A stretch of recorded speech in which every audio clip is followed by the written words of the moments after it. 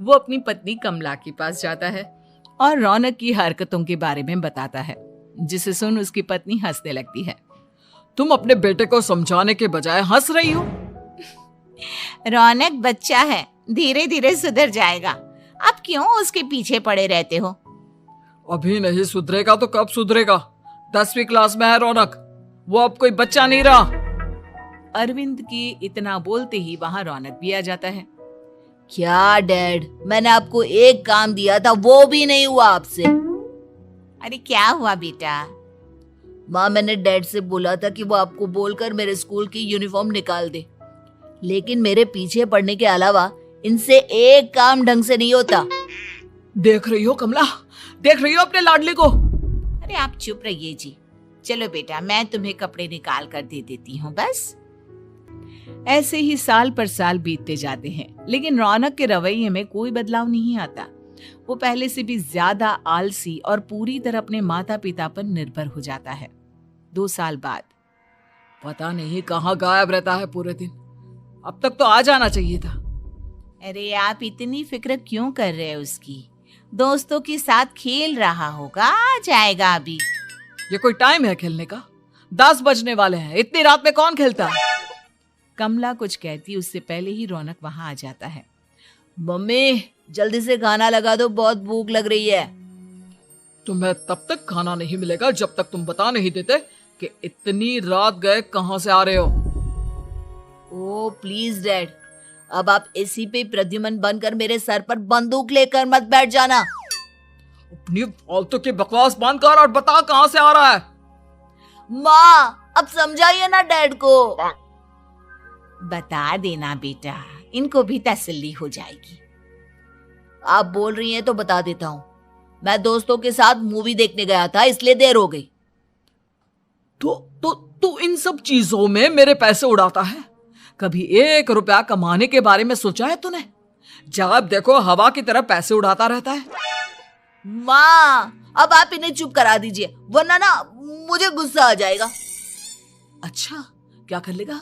बता ना, क्या कर लेगा तू? वैसे बात तो ठीक ही है, मैं कर ही क्या सकता हूँ? पैसे तो फिर भी मैं आपसे ही मांगूंगा ना। चलिए अब ये सब बात छोड़िए और मम्मी, मेरे लिए खाना लगा दीजिए। अभी लगा देती हूँ बेटा। मैं बता रहा हूँ कमला, एक दिन ये ऐसे ही बिगड़ जाएगा। ओफो, आप क्यों इतना पीछे पड़े रहते हो मेरे बच्चे के? बात की बाद में देखेंगे, अभी आप शांति से उसे खाना खाने देंगे? अगले दिन। डैडी, मुझे 10,000 रुपए चाहिए। हाँ? अब इतने पैसे क्यों चाहिए तुझे? डैड, आप बिना सवाल किए कभी पैसे नहीं दे सकते क्या? जब तक तू बताएगा नहीं, तुझे पैसे भी नहीं मिलेंगे। अरे, अब आप अपने बेटे को पैसे भी नहीं दे सकते? नालायक, तेरी उम्र के लोग नौकरी करते हैं और एक तू है जो नौकरी करने का नाम ही नहीं लेता कभी। आप लोगों के होते हुए भला मैं नौकरी क्यों करूं? अरे हम कब तक पैसे देंगे तुझे? तुझे भी तो अपने पैरों पर खड़ा होना होगा ना। कौन सा उधार के पैरों पर खड़ा हूं? अपने ही तो पैरों पर खड़ा हूं मैं। इसी तरह रौनक दिन प्रतिदिन लापरवाह होता जाता है। उसकी लापरवाही को देखते हुए अरविंद और कमला अपने बेटे की शादी कराने का फैसला लेते हैं और 1 महीने के अंदर अंदर ही रौनक की शादी मेघा नाम की लड़की से करा देते हैं। शादी के कुछ दिन बाद, रौनक, मुझे एक अच्छी सी साड़ी चाहिए, आप ला दोगी ना? हाँ, क्यों नहीं। कितने तक की आती है साड़ी? यही करीब 5,000 तक की। तुम चिंता मत करो, मैं आज ही डैडी से पैसे मांगकर तुम्हारे लिए साड़ी ले आऊंगा। आप कब तक ऐसे ही अपने पापा से पैसे मांगते रहेंगी? कोई अच्छी सी नौकरी क्यों नहीं कर लेते आप? अरे डैड के होते हुए मुझे नौकरी करने की जरूरत ही क्या है? पर आप ऐसे कब तक उनसे पैसे मांगते रहेंगे? कुछ आपको अपने दम पर भी तो करना होगा ना। अब तुम भी बाकी लोगों की तरह मुझे ज्ञान देना शुरू मत कर देना। साड़ी चाहिए ना तुम्हें, मिल जाएगी बस। इतना कहकर रौनक अपने पिता से पैसे मांगने चला जाता है। डैडी, मुझे 5,000 रुपया चाहिए। अब 5,000 क्यों चाहिए तुझे? वो मेघा को साड़ी चाहिए थी। अरविंद आगे बिना कुछ कहे चुपचाप उसे पैसे निकाल कर दे देता है। कुछ दिन बाद तुम्हें नहीं लगता कमला, रौनक हम पर पहले से भी ज्यादा डिपेंड हो गया है? मुझे तो अब उसके भविष्य की चिंता होने लगी है। कल को हमें कुछ हो गया तो वो क्या करेगा? काश तुमने पहले ये सोच लिया होता तो आज हमारा बेटा इतना लापरवाह नहीं होता। तब मुझे कहाँ पता था कि मेरा लाड़ प्यार उसे इतना बिगाड़ देगा कि वो इस हद तक लापरवाह बन जाएगा। कोई बात नहीं, अभी भी देर नहीं हुई। मुझे पता है उसे कैसे सुधारा जा सकता है। कैसे? अरविंद कुछ कहता उससे पहले रौनक वहां आ जाता है और पैसों के लिए हाथ फैलाने लगता है। डैड, मैं और मेघा बाहर घूमने जाना चाहते हैं। अरे वाह, ये आज सूरज कहाँ से निकला है? Dad please. अच्छा चलो अब मुद्दे की बात करो। मुझे अब 25,000 चाहिए। अब तुम्हें 1 रुपया भी नहीं मिलने वाला। अगर तुम्हें पैसों की इतनी ही जरूरत है तो कोई ढंग की नौकरी कर लो। मम्मी, आप कुछ कहिए ना डैड को। बेटा वो गलत क्या बोल रहे हैं? ये सब हम तेरे भले के लिए ही तो कर रहे हैं। मम्मा, मैंने बताया ना आपको, मुझे नहीं करनी कोई जॉब वॉब। तो ठीक है, निकल जाओ हमारे घर से। तुम्हारे जैसे लोगों के लिए मैंने ये घर खड़ा नहीं किया है। जितना ये घर आपका है ना, उतना ही मेरा भी है। मैं कहीं नहीं जाने वाला। जाना तो पड़ेगा ही तुझे, क्योंकि अब मैं तेरा कोई भी खर्चा नहीं उठाने वाला। ठीक है, मत उठाइए मेरा खर्चा। मैं अपने दम पर भी जी सकता हूँ। तो बेशर्मों की तरह अब तक यहाँ क्यों खड़ा है? अपना सामान ले और निकल जाए यहाँ से। रौनक पैर पटकते हुए वहां से चला जाता है। घर से निकालना जरूरी है क्या उसे? बिना पैसों के कौन रखेगा उसे किराए पर? अगर उसका भविष्य सुधारना है तो हमें अपने दिल पर पत्थर रखकर ये कदम उठाना ही होगा।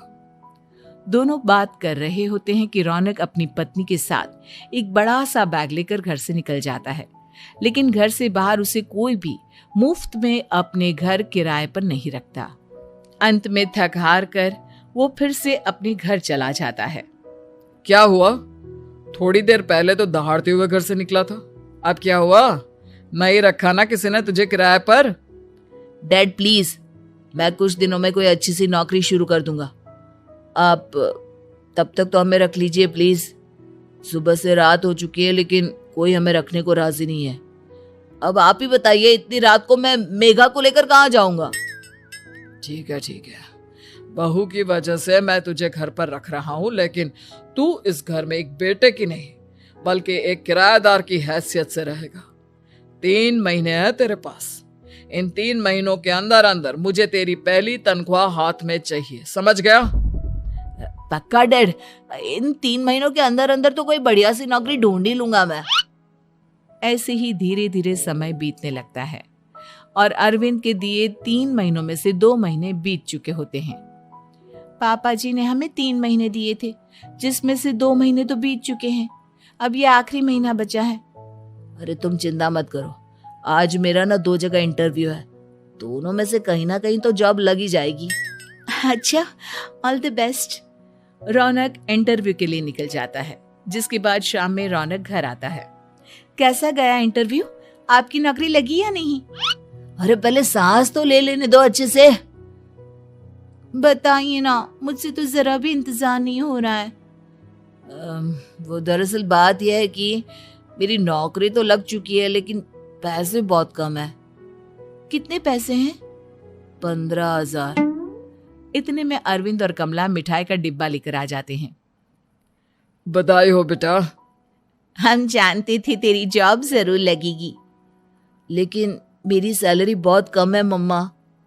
कम है तो क्या हुआ, धीरे धीरे बढ़ जाएगी। हाँ बेटा, हम तो बस चाहते थे कि तू अपने पैरों पर खड़ा हो जाए। मतलब अब आप मुझे घर से नहीं निकालेंगे? नहीं, ये सब हमने तुझे जिम्मेदार इंसान बनाने के लिए किया था। Thank you mummy papa. अगर आप दोनों ऐसा नहीं करते तो मुझे कभी अपनी जिम्मेदारियों का एहसास तक नहीं होता। आज आपने मुझे सिखा दिया कि इंसान का अपने पैरों पर खड़ा होना भी जरूरी होता है। इतना कहकर रौनक झट से अपने माता पिता के गले लग जाता है और अपनी कमाई की पहली तनख्वाह वो अपने माता पिता के हाथ में सौंपता है। इस तरह रौनक एक गैर जिम्मेदार व्यक्ति से एक जिम्मेदार व्यक्ति बन जाता है।